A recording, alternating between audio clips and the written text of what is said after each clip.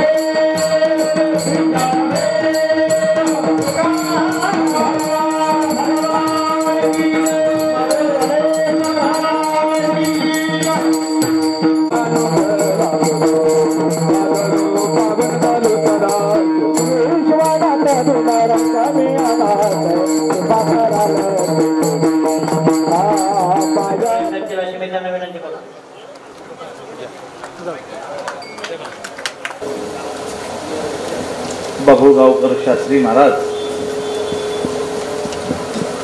ज्यांचं कीर्तन आपण या ठिकाणी आता ऐकणार आहोत ते हरिभक्त पारायण भगवान बाबा गावातील सर्व आदरणीय गावकरी मंडळी बंधू भगिनी आणि उपस्थित मित्रांनो, खर तर आज मी भगवान बाबाला निमंत्रण देण्यासाठी आणि बाभुळगाव शास्त्रींना निमंत्रण देण्यासाठी या ठिकाणी मुद्दामून हजर आहे. दोन पंथ वारकरी आणि महानुभाव पंथ कधीतरी एका व्यासपीठावरती दिसतील असा विचारही कधी कोणी केला नव्हता. परंतु महानुभाव पंथामध्ये थोडाफार विरोध पत्करून सुद्धा बाबांनी आम्ही सर्व एका आईची लेकरं आहोत, जिथं भेदाभेद शिकवला जात नाही, मग तिथं असा हा प्रकार का म्हणून बाबांनी ही तरी उचलली आणि संपूर्ण राज्यभर आता वैष्णव पंथाच्या व्यासपीठावर सुद्धा बाभुळगावकर शास्त्री यांना मानाचं स्थान या ठिकाणी प्राप्त झालं. ते त्यांच्या कर्तृत्वाने या ठिकाणी प्राप्त झालं आणि त्या एका गोष्टीचा आधार घेऊन महाराष्ट्र शासनाने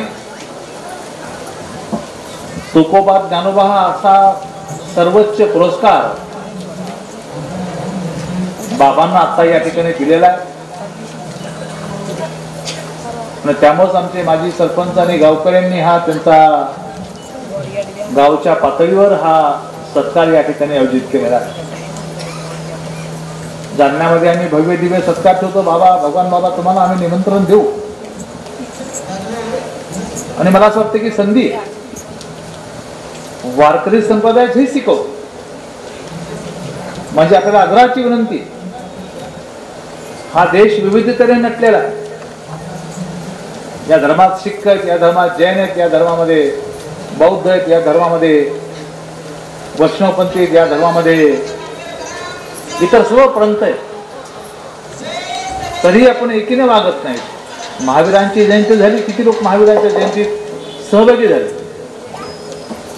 उद्या परमपूज्य डॉक्टर बाबासाहेब आंबेडकरांची जयंती. माझं आव्हान आहे तुम्हा सर्वांना, विनंती, या जयंती उत्सव सुद्धा आपण अत्यंत मन मोकळेपणाने सहभाग नोंदवला पाहिजे. ही महामानव काही एकट्यांची कोणाची प्रॉपर्टी नाही. छत्रपती शिवाजी महाराजच्या बाबतीत ही मंडळी कुठं पाठीमागे राहत नाही. त्यामुळे आपण सर्वांनी सुद्धा, ती महात्मा फुलेंची जयंती असेल, डॉक्टर भीमराव आंबेडकरांची जयंती असेल, छत्रपती शिवाजी महाराजांची जयंती असेल, संभाजी महाराजांची असेल, या सर्व जयंत्यामध्ये तेवढ्याच आनंदाने सहभागी झालं पाहिजे. तेव्हा आणि तेव्हाच खरा धर्म या ठिकाणी या राज्याला दिसू शकेल. खरं तर मी त्यावेळेस माझ्या भावना व्यक्त करील जाण्याला, ज्यावेळेस बोलायचे त्यावेळेस. आज हा चांगला प्रसंग, आपल्याला बाबाचं कीर्तनही ऐकायचं आणि बाबाचे 4 शब्दही या ठिकाणी ऐकायचे. त्यामुळे 2 महंतामध्ये, 2 शास्त्रीमध्ये माझ्यासारख्याने फार जास्त बोलणं हे उचित होणार नाही. तुमचा आवाज खूप चांगला आहे. तुम्ही जर इकडं आले नसतात तर कुठेतरी मोठे गायक झाला असतात. मी दादाला म्हटलं की काय सुंदर आलात घेतला, काय सुंदर तुम्ही गायलं. म्हणजे खूप आपली ही माणसं खूप चांगल्या पद्धतीनं, मक्तेदारी नाही कोणाची, ही कोणाची मक्तेदारी नाही, कोणीही करू शकतं. बाबा आमच्याकडे शेरगाव एक गाव, तिथं रिक्षा चालवणारा आहे, मुस्लिम आहे. त्याचा मुलगा आयएस झाला जालन्यातला, पहिला कलेक्टर झाला. म्हणजे शिक्षण ही कोणाची मक्तेदारी नाही. याने दाखवून दिलं गायही कोणाची मक्तेदारी नाही. आणि याने दाखवून दिलं सर्व की बाकी इतर तत्वज्ञानापासून तर या सर्व गोष्टी कोणाची मक्तेदारी नाही. आपण करू ते निर्माण, आणि ते सर्व हे करतात. यांना आमचा प्रणाम. धन्यवाद. त्याने संपन्न होत असलेला हा सोहळा, या कार्यक्रमामध्ये ज्याचं कीर्तन चालू आहे ते आदरणीय श्रद्धेय हरिभक्तीपरायण भगवान महाराज खामखेडा, आदरणीय माजी मंत्री भाऊ या ठिकाणी येऊन गेले, खोतकर भाऊ, त्यांच्यासोबत पत्रकार गुलाबराव पाटील होते. उत्तम प्रकारचं गायन करणारी या ठिकाणची मंडळी, मृदंगाचार्यांचं मृदंगी मला खूप आवडलं. सद्भक्त सज्जन बंधू आणि भगिनींनो, भाऊ म्हणाले तसा हा अपूर्व सोहळा आहे आणि हा गेल्या 26 वर्षापासून मी सुरू केलेला हा कार्यक्रम सर्वसमावेशक.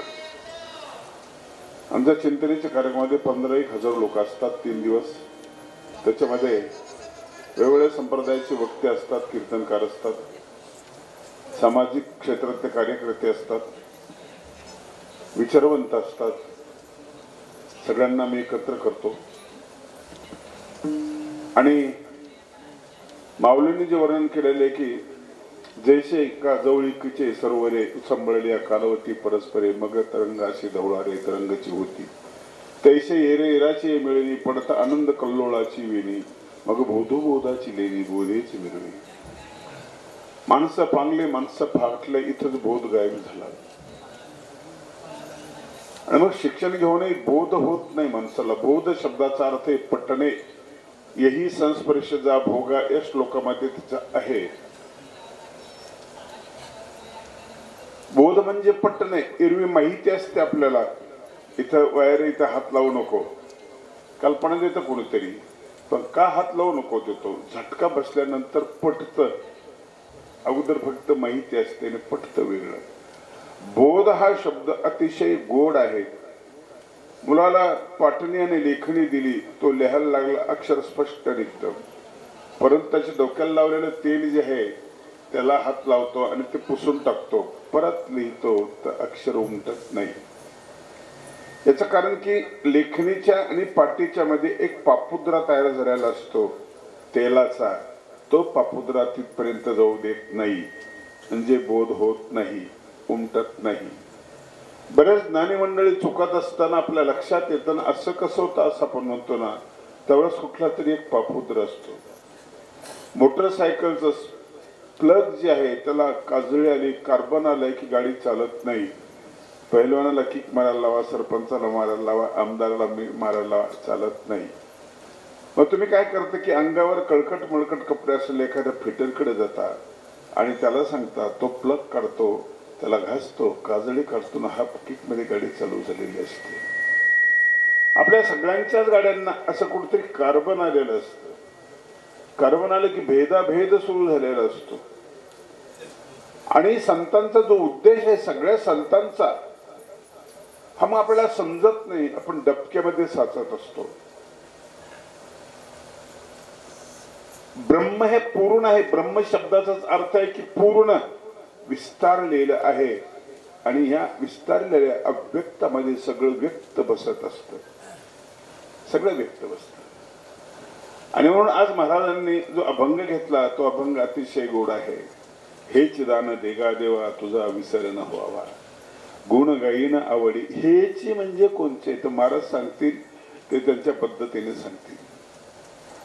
मला माऊलींचा एका ओबीच्या ठिकाणी आठवण येते. आणि जगाची सुखोद्देशे जे शरीर वाचा मानसे, जगाशी सुखोद्देशे जे शरीर वाचा मानसे, रहाटणे ऐसे ते अहिंसा. जगाला काही घराला सुख देणं, साहेबाला म्हणजे गावाला सुख देणं, तालुक्याला सुखी करणं, ह्या कल्पना आपण राबवतो. आपल्याला माहिती आहे आणखीन अमुक तालुका कसा बनवलेला आहे, बारामती कशी बनवलेली आहे, अमुक कसं बनवलेलं आहे, नागपूर कसं बनवलंय, कोणी बनवलंय आपल्याला सगळं माहिती आहे. पण जग म्हणजे न पेलणारी गोष्ट आहे ना, या जगाला सुखी करायचं. आणि म्हणून मोठा माणूस कोण असतो हा प्रश्न उपस्थित जर केला तर तुमच्या समोर हेच डोळ्यासमोर येईल की त्याची बिल्डिंग मोठी आहे म्हणून तो मोठा आहे, आणि तो आमदार आहे खासदार आहे म्हणून मोठा आहे, आणि तो शेती किती आहे त्याची सगळी बागायती म्हणून तो मोठा आहे, आणि तो त्याच्या घरात माणसं किती आहेत म्हणून तो मोठा आहे, तो त्याच्या ताकद आहे म्हणून मोठा आहे, तो सुंदर आहे म्हणून मोठा आहे, तो गायक आहे म्हणून मोठा आहे, तो वादक आहे म्हणून मोठा आहे. आपल्या छोट्या छोट्या कल्पना असतात. आपल्याला मोजताच येत नाही. मग आपल्या दृष्टीने जे उंच आहे ते मोजून आपण तिथं थांबलेलो असतो. मोठं कोणाला म्हणायचं हा प्रश्न शिल्लक राहिलेला असतो. याचं उत्तर मला ज्ञानेश्वर महाराजांच्या 16व्या अध्यायामधल्या या ओवीमध्ये सापडलेलं आहे. आणि जगाची सुखोद्देशे, जगाला सुख मिळावं हा उद्देश जिच्या मनामध्ये आहे, मनाने वाचने कायने, तो मोठा आहे. तो मोठा आहे. तुम्ही ज्याला मोठं समजलं तो मोठा नाही, तो क्षीण होणार आहे. तुम्ही सुंदर आहात म्हणून कौतुक होतं ना, नटाचं मेकअप काढून टाका, थोडं पाणी टाका चेहऱ्यावर, संपलेलं असतं. सौंदर्य खूप दिवस राहत नाही, ताकदीची मस्ती खूप दिवस राहत नाही, पैसाही राहत नाही. पैशाला द्रव्य म्हणतात.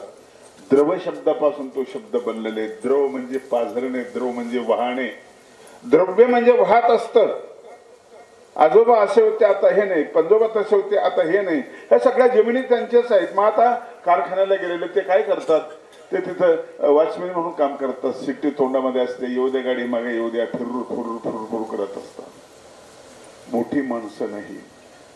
आणि म्हणून मोठा कोण आहे, जगाचा हिताचा विचार करून जो शरीराने मनाने कायेने वागतो तो मोठा आहे. दया करणे जे पुत्रासी तेच दाना आणि दासी, हा मोठा आहे. जे का रंजलाय गांजले त्याशी म्हणे जो आपुले, तो मोठा आहे. रंजल्या गांजल्याला अमरावती जिल्ह्यात असेल, कुठेही असेल. म्हणून रंजल्या गांजल्यांना स्वच्छ ठेवण्यासाठी गाडगेबाबांनी प्रयत्न केला. सुंदर गाणे त्यांच्यावर चित्रपट निघाला त्याच्यामध्ये.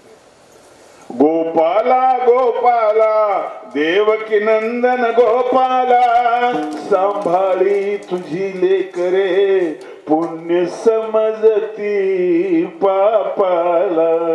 गोपाला गोपाला गोपाला गोपाला, कुणी न राहावे खुळे अडाणी, शिक्षण घ्यावे व्हावे ज्ञानी. शिक्षण ही मोठी गोष्ट आहे आणि ती वाढली पाहिजे म्हणून अंत्यबाजार असलेल्या गाडगेबाबांनी तो प्रयत्न सुरू केला. भौतिक याच्या अर्थाने गाडगेबाबा मोठे नाही, पण त्यांच्या इतका मोठा माणूस नाही. ज्यांना सही करता येत नाही अंगठा टेकवतात, पण अंगठ्यातून अमरावती विद्यापीठ नावाचं विद्यापीठ जन्माला येतं. इतकी ताकदीचा तो अंगठा. एक लव्याचा अंगठा काटला गेला, गाडगेबाबाचा अंगठा नाही कोणी कट करू शकलं, नाही कट करू शकलं. कुणी न राहावे खुळे अनाळी, शिक्षण घ्यावे व्हावे ज्ञानी. मी जातीचा धोबी देवा, धुईन कपडा मळलेला गोपाला, गोपाला गोपाला गोपाला. मोठी माणसं आहे म्हणून परमेश्वराला दान मागत असताना हेची दान देगा देवा.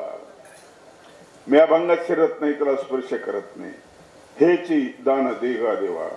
जगाच्या विकासाचं, जीवाच्या कल्याणाचं, रंजला गांजलेला सुखी करण्याचं, जगामध्ये सुखाची भर टाकण्याचं, अवघाची संसार सुखाचा करीन आनंदे भरीन तिन्ही लोक, याच मला दान द्या, याच दान द्या.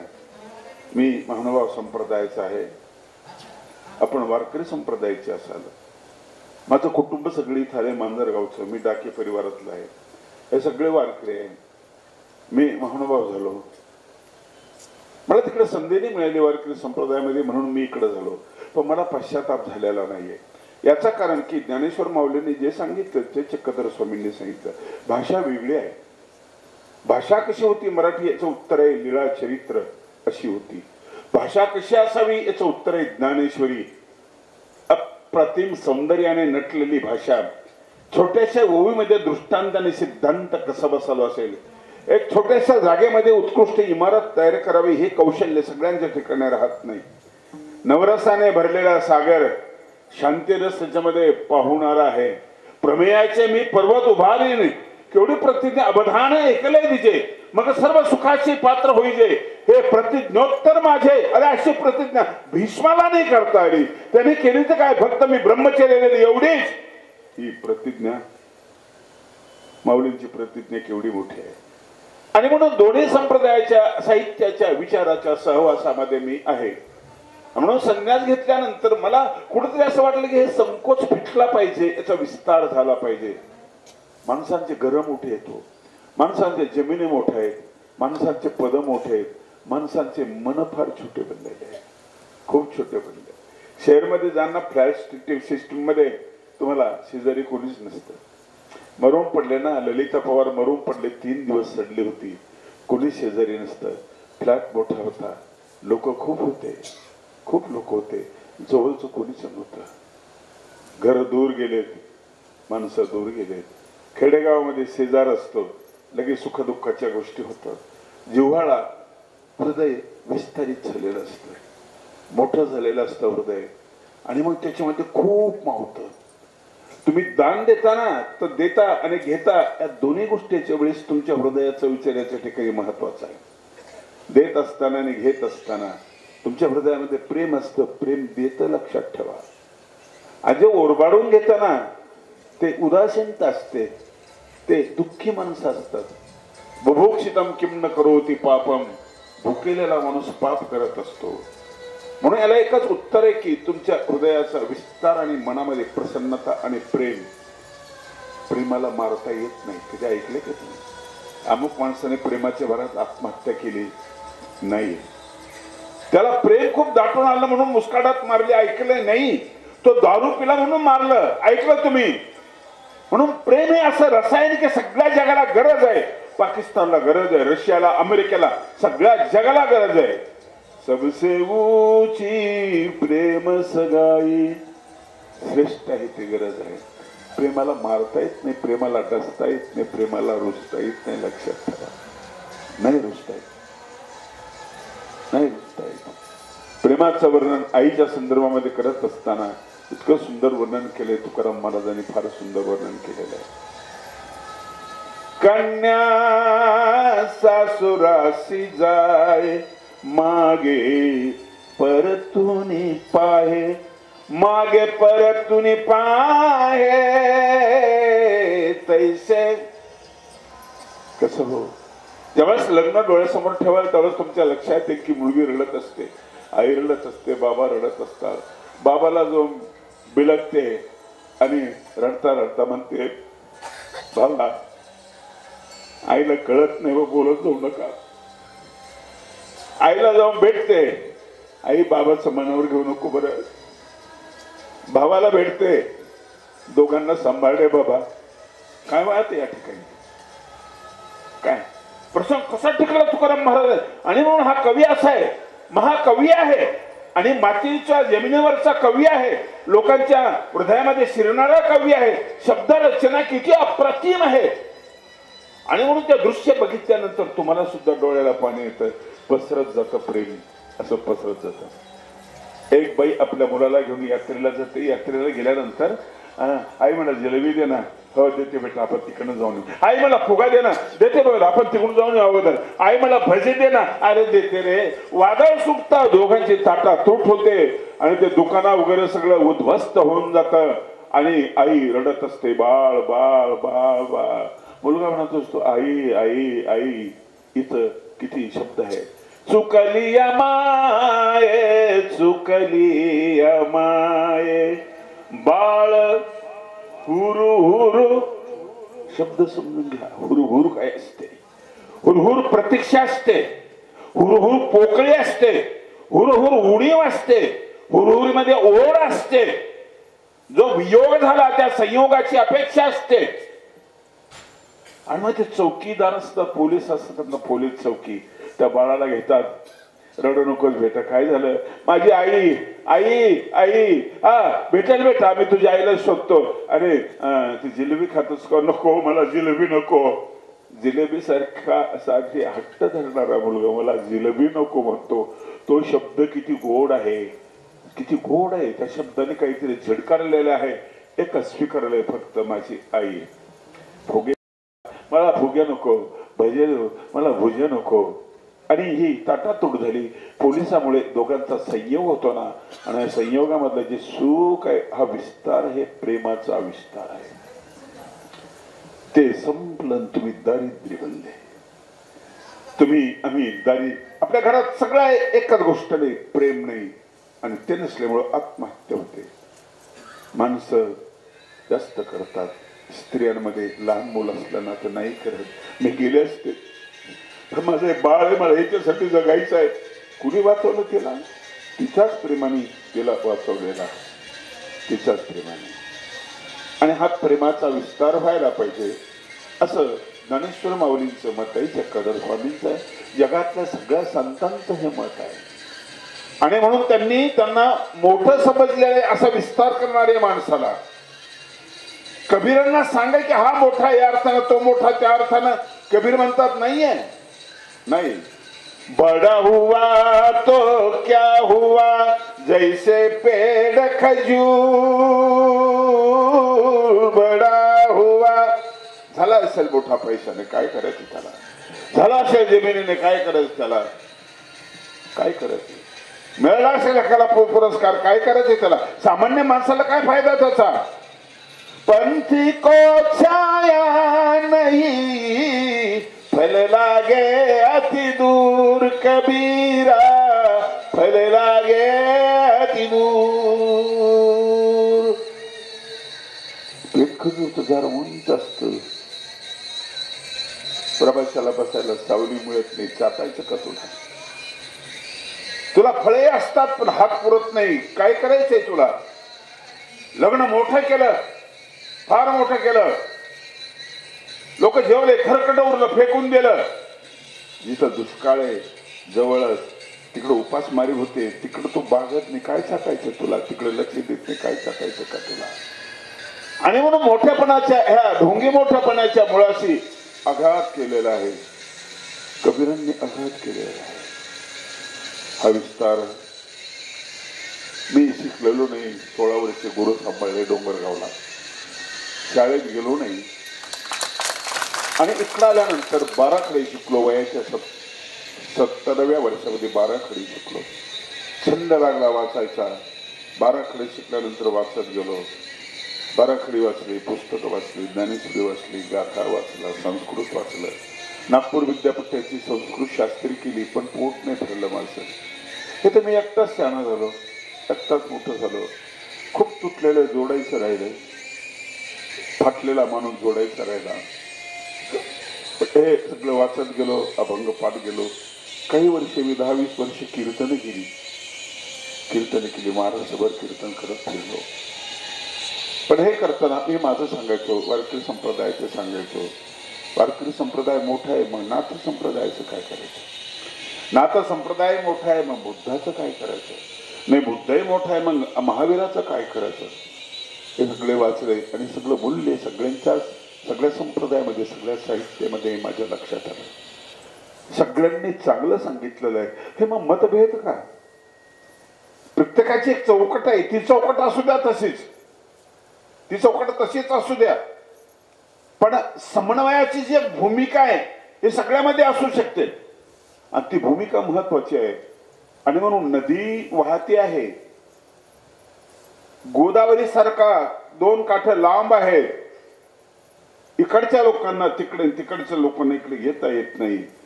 मग समन्वय म्हणून समन्वयाचा एक सेतू गरजेची गोष्ट आहे, एक पूल गरजेचा गोष्ट आहे. आणि म्हणून मी माझ्या कार्यक्रमामध्ये सगळ्या संप्रदायामध्ये मी जातो, माझ्या कार्यक्रमात सगळ्यांना बोलवतो. 26 वर्षापासून वारकरी संप्रदाय माझ्या सोबत आहे. 15-20 हजार लोक असतात, निम्मे महानुभाव संप्रदायाचे, निम्मे वारकरी संप्रदायाचे. त्यात मुस्लिम असतात, त्यात दलित असतात, सगळे असतात. गंमतीचे आपण समजून घेत नाही. बाबासाहेब आंबेडकरांना समजून घेत नाही. एका विशिष्ट वर्गामध्ये मग त्यांना बंद केलंय, फुल्यांना विशिष्ट वर्गामध्ये बंद केलंय, शाहू महाराजांना विशिष्ट वर्गामध्ये बंद केलंय. हे छोटे छोटे तलाव, याचा एक मोठा तलाव करायला हरकत नाहीये. आणि म्हणून ही भूमिका घेऊन मी 39 पुस्तकं लिहिली आतापर्यंत.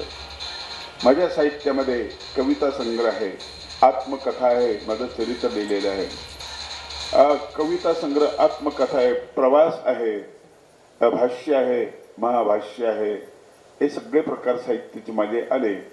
आणि मग ह्या आध्यात्मिक जे आपलं व्यासपीठ आहे शासनाचं, त्यांनी माझे पुस्तकं वाचले. त्या पुस्तकामध्ये ज्ञानदेव आहे, तुकाराम महाराज आहेत, कबीर आहेत, बुद्ध आहेत, महावीर आहे.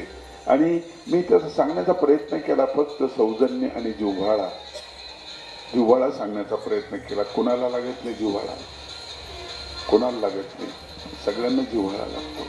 सगळ्यांना आवडणारी गोष्ट मगाशी खोतकर भाऊ मला सांगत होते, प्रवचनातून सांगणारी एक गोष्ट आहे बाबा. की म्हटलं काय? ते म्हटले बंधू कशानं वारले? म्हटलं पॅरालिसिस झाला होता. म्हटले पॅरालिसिस झाल्यानंतर ते म्हटले की लोक इकडे जातात सुलतानपूरला, पण तांबेला जातात. आता जाऊ नये, आता शोध लागलाय. एकच इंजेक्शन आहे 40,000चं, ते दिलं की 40 मिनिटामध्ये ते 2 तासामध्ये माणूस उठून बसतो. त्याला कधीच बिमारी होत नाही, पॅरालिसिस त्याला कधीच येत नाही. हे शोध आम्हाला माहिती पाहिजे. इथं कुठल्या देवाचा उल्लेख नाहीये, इथं कुठल्या धर्माचा उल्लेख नाही, इथं जय जयकार नाही, इथं भजनही नाही. पण या सगळ्या सारखंच काम ते इंजेक्शन जर करत असेल तर ते इंजेक्शन संप्रदायाचे का कुठल्या? गायच्या पुढे कुठल्या संप्रदायाची नाही, जी खराब आहे ती सगळी तुम्ही घेता. म्हणून सगळ्या संप्रदायाच्या गरजेची जी गोष्ट आहे ती जीवन मूल्य, शाश्वत मूल्य. आणि म्हणून त्या मूल्याचा विचार मी केलेला आहे. शासनाने मला पुरस्कार मिळाला, वारकरी संप्रदायाने त्याला संमती दिली. नाही तर ज्ञानदेव तुकाराम पुरस्कार महानुभावांच्या घरात कधी येतो काय? पण तो आलेला आहे आणि तो मी स्वीकारलेला आहे. मिळाला आणि मग तो स्वीकारला. आणि त्यांचं साहित्य मी कधीच स्वीकारलेलं आहे, कधीच अभ्यासला आणि त्याचे प्रयोगही करतो. मी ज्ञानेश्वर महाराजांच्या, मी ज्ञानेश्वरीचे ओळ वापरतो, अभंग वापरतो. जे जे साहित्य आहे ते सगळं मी वाचतो. जनाबाई वगैरे हे सगळं मी वाङ्मय वाचलेलं, चोखा महाराज वगैरे सगळं मी केलेलं आहे. आणि त्यामुळे सगळ्यांबद्दल आदर आहे.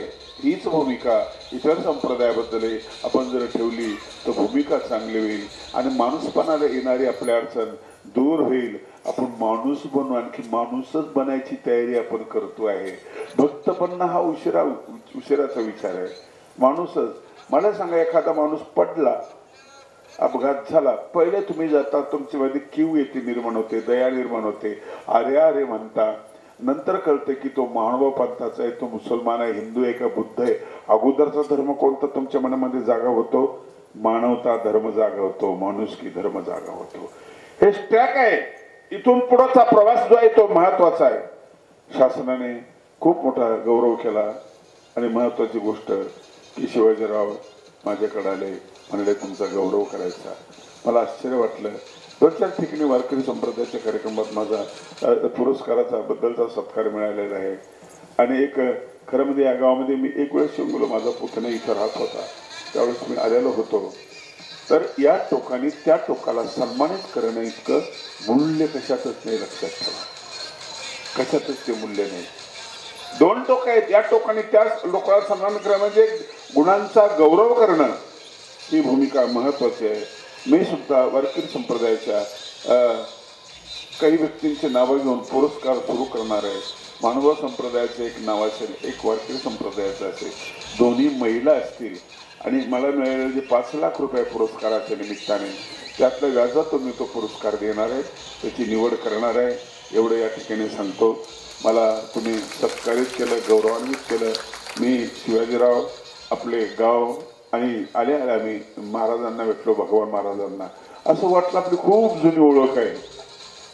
इतका साधेपणा, एवढी मोठी व्यक्ती असूनही खूप साधेपणा, खूप साधेपणा. हे प्रेम आहे. प्रेम जोडतं, तोडत नाही. प्रेम जोडत असतं. मला खूप समाधान वाटलं. आणि महाराजांना मी विनंती केली, मी नाही कीर्तन करत, कीर्तन तुम्हीच करा, मी कीर्तन ऐकतो तुमचं. आणि म्हणून सुरुवातीला या ठिकाणी मी व्यक्त होण्याचा प्रयत्न केला. पुनश्च एक वेळ तुमच्या गावाचे शिवाजीराव यांचे सगळ्यांचे मनपूर्वक आभार मानतो. माझे 2 शब्द. विश्वनाथराव सॉरी विश्वनाथराव ढवळे, त्यांना अगोदर खूप बघितलंय मी, खूप बघितलंय. पाठक महाराजांसोबत यायचे, चिंतनेला बऱ्याच वेळेला ते आलेले. त्यांनी अनुभवली चिंतनी म्हणजे काय असतं. महानुभावांचा एक कार्यक्रम असायचा जाणवाई चिंतनी, त्याच्यामध्ये पाठक महाराजांचं कीर्तन दरवर्षी असायचं. त्यांना अनुभवलं. मी त्यांचे आभार मानतो आणि माझ्या 2 शब्दाला या ठिकाणी विराम देतो. महाराजांना विनंती करतो की अभंग पुढे